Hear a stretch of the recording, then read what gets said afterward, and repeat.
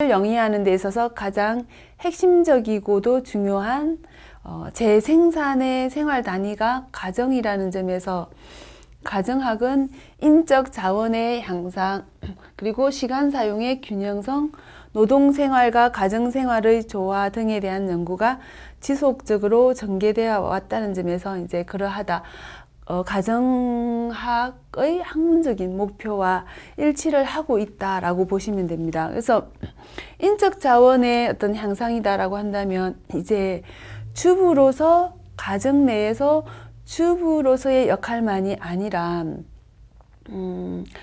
주부를 벗어나 이제 사회의 한 구성원으로서의 사회에 기여할 수 있는 어떤 자원의 역할도 가능하기 때문에 이런 부분에 대해서 더더욱 향상시켜 나가야 된다라는 것입니다. 최근 들어서 국민의 행복 결정 요소와 행복 지수에 관한 연구 결과를 보면 한국인은 가족 생활과 가족 건강, 본인의 자아 존중감 및 가치관, 그리고 건강 등에 의하여 행복이 좌우되는 것으로 나타났다. 그리고 행복 결정 요인 21개 지표 중 가족 관련 변수가 우선순위에 자리를 잡고 있음을 알 수 있다라는 것인데, 사실은 우리가 사회생활을 하고 저 또한 마찬가지입니다. 사회생활을 하고 뭔가 사회에서 자리매김하고 있다 하더라도 사실 가정의 어떤 가족 구성원 중에서 누군가가 가족 구성원의 어떤 위기 상황이 발생했다. 그럴 때는 모든 가족이 다 그죠?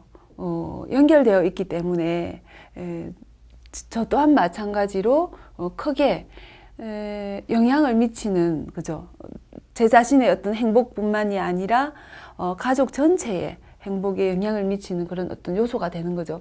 그래서 이제 우리가 정말 이렇게 물론 이건 최근이지만 우리가 언제 가장 행복한가라고 많이 물어보죠.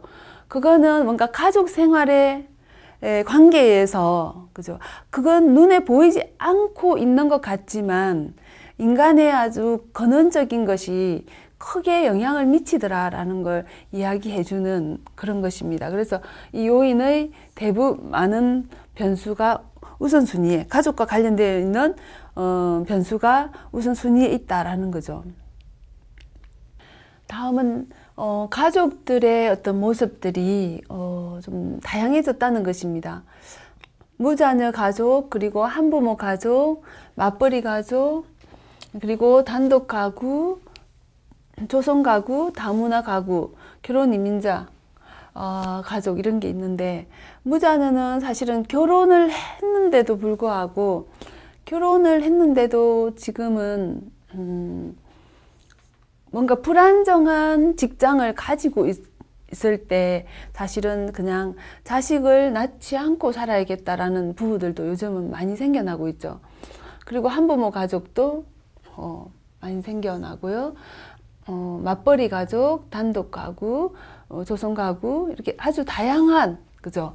다양해지고 있다. 그래서 이 다양성을 포괄하고 다양한 형태의 가정 그리고 구성원을 편견과 차별 없이 포용해야 할 시점임을 이렇게 의미하는데, 특히나 더 우리 여기서 살펴본다면 한부모 가족이 된 어떤 이유 중에서 이혼을 들 수가 있는데요.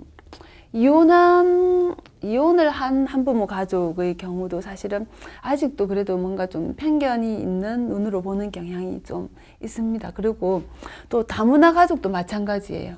다문화 가족도 보면 그 국적에 따라서 그죠? 국적에 따라서 조금 뭔가 차별하고 있는 듯한, 뭔가 심리적인 차별받는 듯한 거죠. 그 당사자가 심리적으로 차별받는 것 같다라고 느끼는 이런 부분들이 많이 있어서, 사실은 이런 부분들에 있어서 심리적인 것은 그 어떠한 기준과 잣대를 가지고 올 수 없어서 이건 상대적인 그죠, 절대적인 어떤 그 요소로 이야기는 할 수 없습니다. 그렇지만 이러한 부분에 있어서 인간의 어떤 기본적인 권리를 침해하는 어떤 부분들이 나타나기도 하고 있어요. 그래서 이제 인권을 위한 교육을 한다거나 이런 부분들이 의무화되어 가고 있는 그런 범위가 점점 확장되고 있다라고 이해하시면 됩니다. 그리고 다양한 삶을 사는 가정과 그 구성원들의 사회적 통합이 우리 사회의 과제로 등장했음을 강조할 수 있을 것이다 라는 게 우리가 크게 나눴을 때 등장 배경 세 번째라고 볼 수가 있습니다. 그리고 우리가 가정의 건강성을 이야기할 때 가정의 형태나 모양새가 아니라 가정의 기능과 구성원들이 어떻게 살아가고 있는가 하는 겁니다. 그래서 다양하지만 모양새는 다양하지만 과연 그 가정 내에 있는 가족의 어떤 그런 어떤 뭔가 둘러싸고 있는 가정과 가족 구성원들이 삶을 좀 더 질적으로 바라봐야 한다라는 것이 이제 중요시 되었다라는 것입니다. 이렇게 해서 우리가 그 등장 배경은 크게 세 가지로 나누어서 이렇게 살펴보게 되었습니다.